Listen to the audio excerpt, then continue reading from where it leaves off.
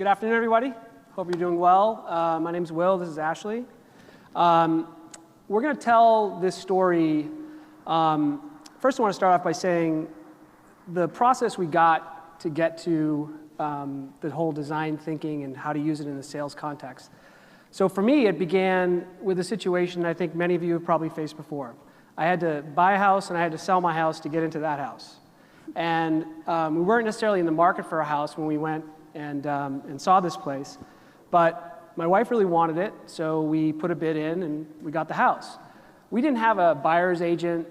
Obviously they had a selling agent, but at the end of the day, we talked to the other agent and said, hey, we don't have an agent to represent us. Would you please help us and hook us up with someone in the brokerage firm to represent us? And she did. So we really liked this guy, and after we went through the transaction to buy the house, I had to sell my house, and we listed it with this gentleman, Tim. And everything seemed to be going well, except for one small flaw. So after we bought the house, the sign from the firm stayed in front of my house for about 4 weeks. And I called the agent up. I said, hey, can you get the sign out of here? And the agent kept on saying, yep, I've called my sign guy, this amorphous sign guy, who never seemed to come back and pick up the sign. I literally had people looking in my house to see if it was still on the market. So fast forward about 4 months later, and I get asked to go to an executive briefing session here in San Francisco with the CEO of the brokerage firm that handled both the buy and the sell side of the transaction. And atypically, I would be prepped by the AE, who would essentially tell me what to say. I would do some research on the web, and I would go do the meeting. But this time I decided to do it a little bit differently. Since I was a customer of his on both the buy and sell side of this transaction, I decided to create a deck that said, here are all the things I really like about your firm. And here are all the things that could have been improved based on my experience as your customer. And I'm telling you right now, that meeting dynamic changed dramatically. Right? I was no longer a salesperson trying to pitch our products. I was actually someone who had a unique experience with his brand and was telling him things that he didn't necessarily know were wrong from my perspective, from a customer's perspective. So that made me think, what happens, how come every single meeting I go to doesn't essentially end up that way? Like, how come I can't have that same feeling?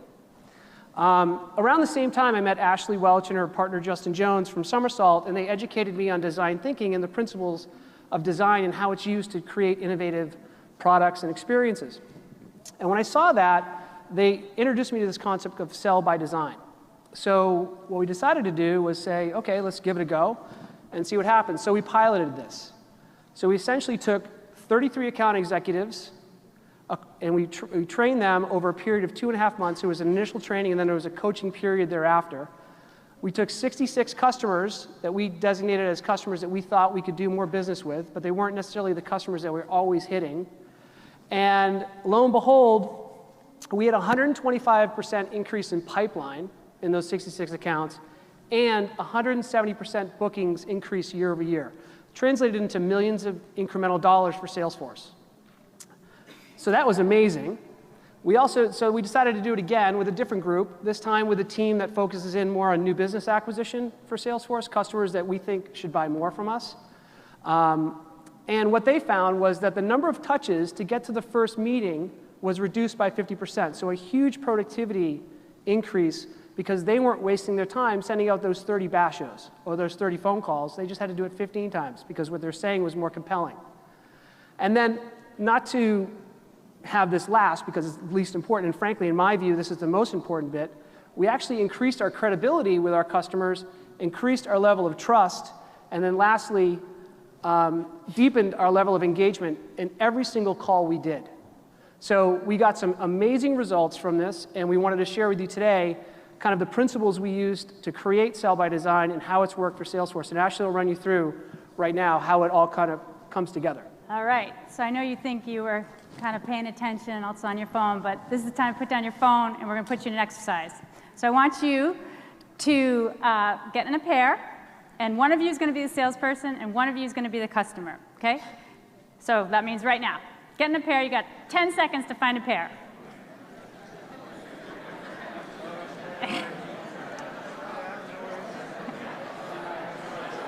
All right. Okay. All right, we're good. You found each other. So here's You ready? Here's your task. A, the salesperson, I want you to sell your current car or a car you loved in the past to your customer. I want you to pitch it. I want you to talk features, benefits, value. Sell the shit out of your car right now. You got 2 minutes. 26 cents. Okay.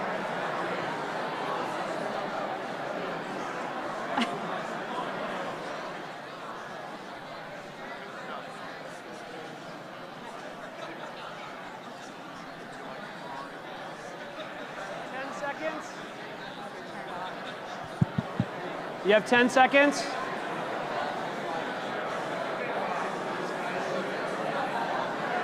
All right. All right, come on back. You're done. Okay. Anyone walking out of here with a car?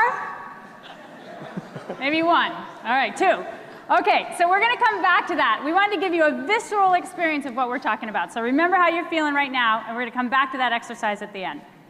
So we had to start with defining what's the problem here we're trying to solve. And if you think about the context for customers and account executives, it looks something like this. As a customer, let's say I'm the customer, I've done all my research, I know exactly what I want. As they say, I'm 60% through the buying process by the time I meet the account executive, and I'm just looking for a partner, someone I can engage with to help me make a good decision, right? So I just bought a car recently, just a couple weeks ago. That's exactly what happened. I'd done my research. I wanted a Crosstrek Subaru 2013. I knew exactly what I wanted. I started working with this guy, Rich. He brings me a car. He even bought it on auction, brings me the car and says, here, I got this for you. And I said, Rich, I can get this same car 20 miles down the road for $1,000 less mileage and leather seats. I don't want your car. What are you doing? So that's my context as a customer. And it's very similar whether someone's buying a car or a CRM system. Then you've got the account executive. And my context is I have a quota to hit, I have to get it done fast, and I'm on the hook to get a number for the month. Yeah. So when I say, I got a problem, I have a solution. If you sign today, you get a better deal. So we've got this, we've got this tension. And so the good news is we've got a solution. And the solution is taking some of the principles of design thinking. So anyone heard of design thinking? Few of you? Okay, so right now it's a super popular innovation methodology. And the reason it's so popular is because you use it to create transformation in how you connect with your customers. And it works amazingly well. So all these companies, along with hundreds of others, are using design thinking right now to innovate around products, services, experiences. Airbnb, Uber was derived out of a design thinking process. The Apple mouse was created, and many other things that you use today. So what design thinking is it's a nonlinear process that starts with collecting all this data about what your customers care about. And then you derive patterns and insights, and then you come up with your innovation. And what's unique about design thinking is that it's human-centered.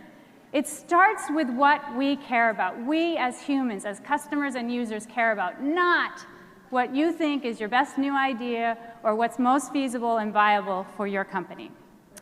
So let me give you an example, or an image, a visual of this. So probably familiar with this ketchup bottle, right? And what's wrong with this ketchup bottle? You remember trying to get the ketchup out? You're constantly hitting the end of it, right? Doesn't work so well. Well, Heinz was smart enough to watch all of us trying to get that ketchup out and redesign the bottle to look like this. So it's much more customer-centric, much more user-friendly. So what we want in sales is for you to be this upside-down ketchup bottle, to reorient yourself and be customer-centric. So when I was first introduced to the whole concept of design thinking, there were kind of three main principles that jumped out at me as immediately applicable to sales discovery, the motion we use every day. The first is empathy, customer centricity, and lastly, curiosity, right? If you do all of these things together, you can have a sales discovery process that will lead you in a place that you've never been before. Because atypically, what happens is we're given some material from our product marketing team with a script that says, call this person, this type of person, say this thing, it leads to a product sale, and you're on your way, right? But this is much different. It's about getting into and understanding what your customer's all about and actually living the experience through them, okay? And I thought that was really the magic. And Ashley's going to walk you through each one of these principles so we can fully understand how this fleshed out in the sales discovery process. All right, we're going to start with curiosity. And you may be thinking, okay, I got it, curiosity. It's not that innovative. So let's talk about what curiosity looks like in a sales process. So what we want you to be is authentically and wildly curious about your customer and your customer's customer. So Sherlock Holmes said this. I found this recently. I love this quote. He says, "The world is full of things which nobody by any chance ever observes." And this is so true in our lives right now. So one, we're crazy busy. We're distracted by our technology, so we're not picking things up. Neurologically, we're wired to generalize so that we can act quickly and we miss the details. And then there's something called motivational bias, which means we are biased to see the world by our own motivations and interests. I'll give you 2 examples of this, one personal, one professional. So just a week and a half ago, I went to Toronto, got off the airplane, thought I'd use the restroom, walked right into the restroom, and a nice-looking man walked out next to me. And I thought, wow, she must be transgender. Toronto's so progressive. Until he looked at me and said, this is the men's room. The women's room's over there. So not only did I miss the sign because I wanted to use the bathroom, but even with evidence right in front of me, I turned it all around to make it fit for my context. So in terms of a sales example, my second example, when we work with teams of salespeople, we'll bring customers into the room and have the salespeople interview the customer. And one customer said to the salesperson, "I keep trying to tell you guys I'm interested in service, and all you're trying to sell me is mobility." So in this case, the customer was even telling them what he wanted, and then the salesperson couldn't hear it. So here's what we want you to be curious about. We want you to look for surprises. What surprises you about your customer or your customer's customer? What do people care about? Where's value derived? And lastly, what kind of hacks or workarounds are people doing to get around a system to make it better, to work better for them? So last example, an AE, Adam, in Boston chose business intelligence, technology monitoring group to work on, to try to build a relationship with. And in doing so, he thought, okay, so how did they build GPS offender tracking systems, like a ankle bracelet for people on parole. Not sure why they call that a bracelet, because you don't really want to wear that. But he said, okay, how do I figure out how to get close to them and even their customers? And so their customers are police officers. So he called a police officer and said, what do you care about in these GPS monitoring things? And he said, I care about validation and monitoring. He said, but what I don't get, which I'd love, is I'd love more data. If, let's say, someone who had been a burglar was wearing them, if I could start getting data of when they left their house late at night and they were far away from their home, and they could start showing me patterns on this, that would be really useful. So he was able to take that data into his conversation with business intelligence, and I bet you no other competitor was bringing that conversation to the table. All right, next one is empathy. So empathy, you all know what empathy is, literally means feeling what other people feel, putting yourself in their shoes. So again, we're wired to empathize. Try walking out of here and smiling at someone, and I bet you they smile back, right? We're wired to connect with each other, and when we do, we create a much greater, deeper relationship. And that's what we want with our customers. So what we want you to do in a sales context is get out of your office and into their world, either literally or figuratively. So for example, if your client is a retailer, this is easy. Like, let's say they're Ann Taylor. Go buy a blouse, return a blouse, see what the experience is like. If your client is Gillette, a CPG company, go to CVS, check out the razors, as I did, and figure out what's the customer experience like. And I learned that a lot of times, I talked to the manager, a lot of times customers are confused by all this information, and, all these razors and not a lot of information.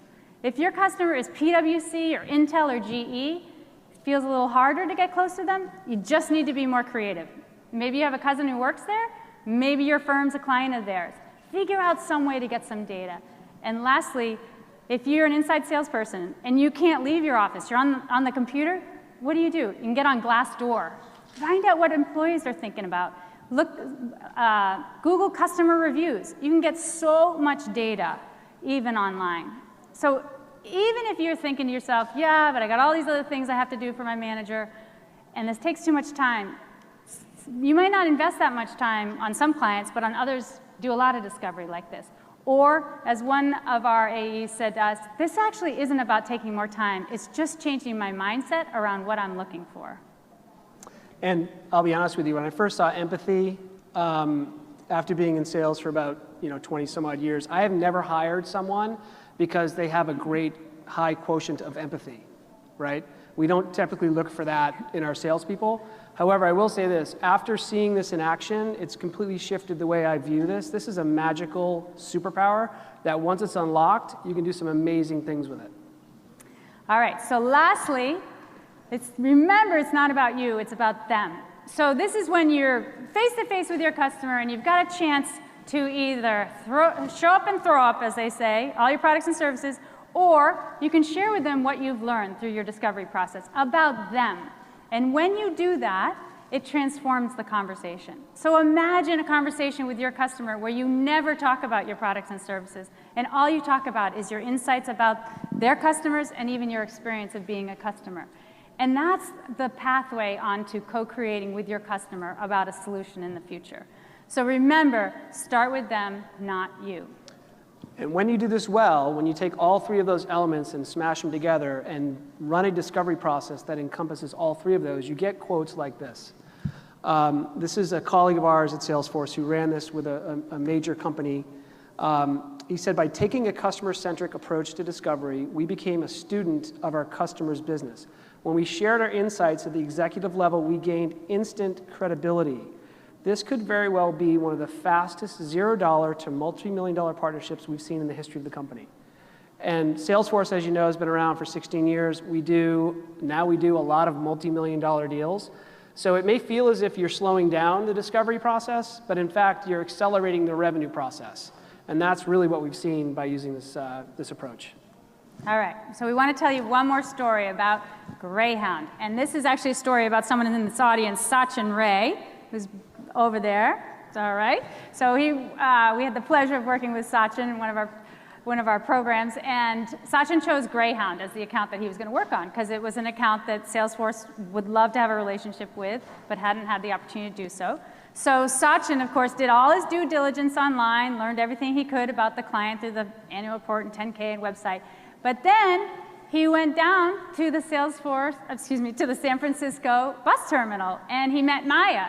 And she worked there, and she was nice enough to show him around and talk to him about what it was like working there, introduce him to some drivers, and talk to some other customers there. And one of the things he learned is there are all these different paper-based forms. And one form that I believe, Sachin, you were most interested in was the M7, which is a service log, where the drivers need to record information about the bus, and then what's working, what's not, and then pass it on to the next driver. And he started to think about all the ways that this could be enabled through technology. Another thing he discovered is a hack. So he went also to Bolt, which is owned by Greyhound.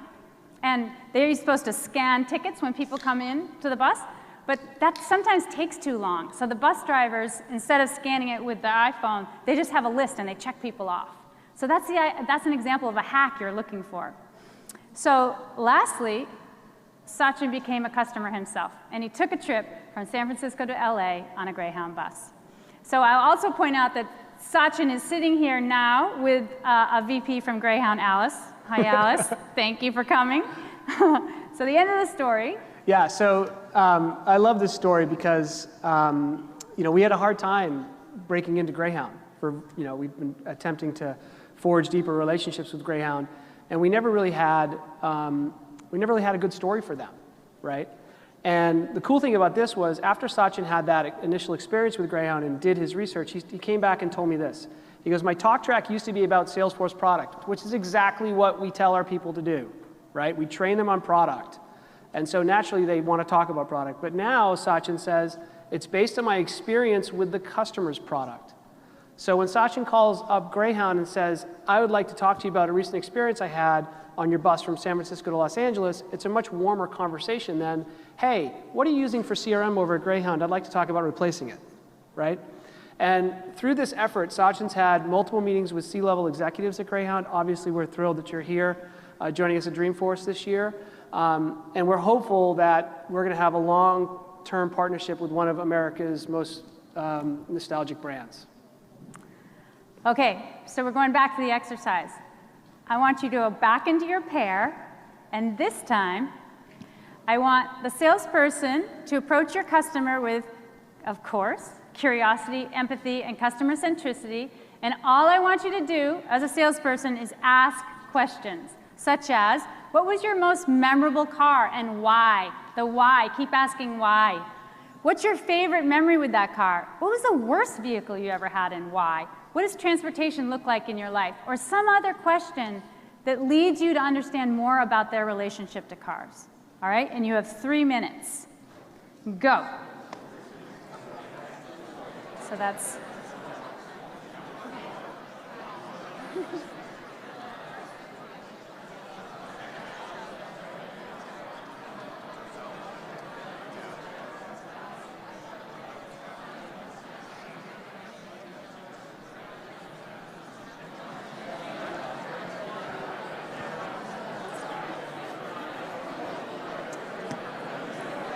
All right, just a couple more seconds. Where's our roving mic woman? All right, you have 30 seconds.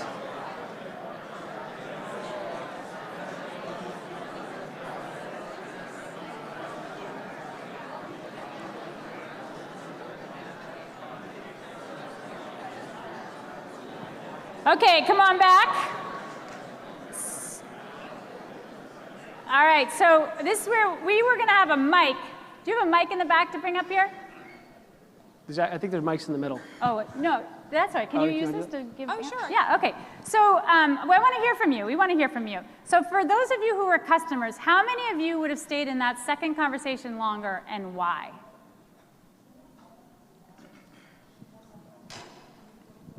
Because I got to do all the talking. So I would have stayed, instead of just sitting here and listening, going, oh yeah, okay, well, I don't really want that car. I got to talk about what I wanted. And I think as now being a customer, having been on the other side, being in sales, and now being on the customer, it's not that often that I actually get to do the talking. So Yeah. it's kind of nice. Awesome, thank you. Yeah. How about someone else?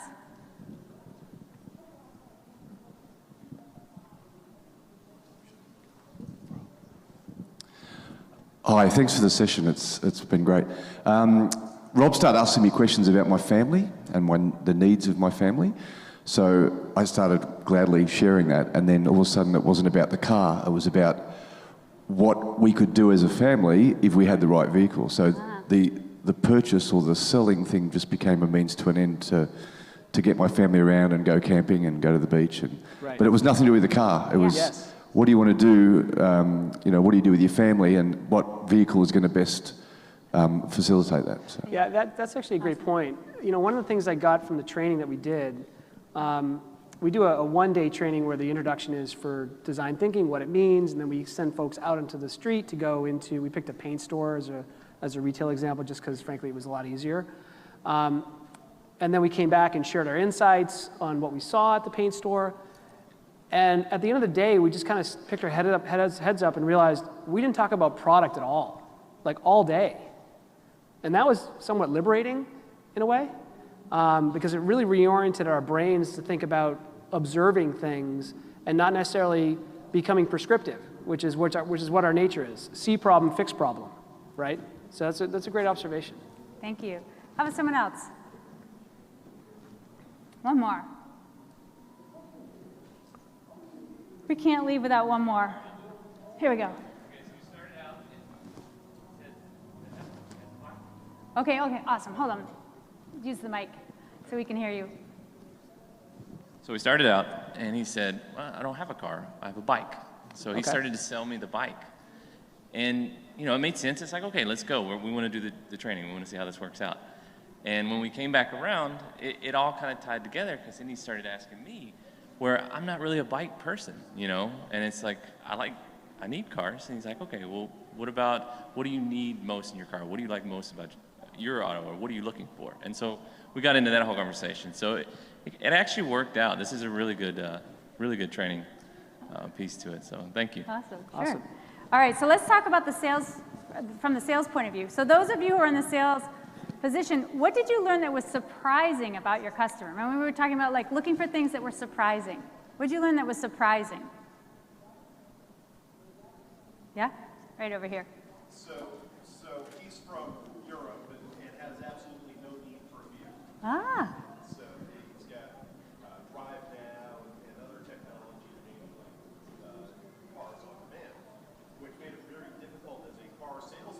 Yeah. sell him something that he doesn't need. So instead, the topic shifted. Well, what do you like about that? Why is that good for you? Exactly. And then maybe I'm thinking, well, okay, I got to go back to my dealership and figure out how we can do some of that. Awesome. Yep. Thank you. Another approach was, I have 10 minutes walk to my office. You have 10-minute walk. 2 minutes on the bike. Yeah.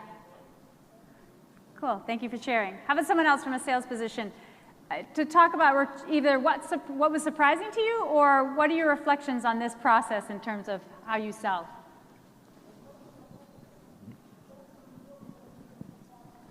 It was interesting in the second conversation getting to know a bit about Marcio and his family and why he has a car and how his experience is different than what I had anticipated. Being from Brazil, having some concerns around safety, liking to go on the weekends to parks, and during the week he uses his motorcycle but has a need on the weekends because he has his 2-year-old. And I got to know Marcio as a person, his family, his needs. It was a more interesting conversation for me, and I saw many more paths for engaging him, whether it's safety, space, accessing areas that are less busy than the city park, being able to go off-road with the Jeep. And so I got to see a lot of different paths that way, and it was more interesting for me than just talking about what I already knew. Yeah. Excellent. One of the things that we see all the time in doing this kind of work is that the engagement, as Will talked about earlier, goes up on both sides. Like, it's much more engaging for the salesperson in addition to the person who's the potential customer. It can just be fun. Yeah. Right, I mean, we worked with a customer that makes golf drivers. So I was working with the account team and I said, well, let's go over to the golf course and hit some golf balls with this driver and find out what it's like to hit this driver, right? And that's a fun way to spend an afternoon. Beats sitting around the office looking at the 10K. All right, we've got 2 minutes left.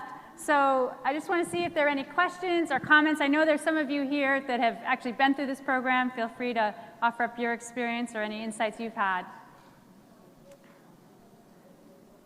Or tell a joke. You can do that too.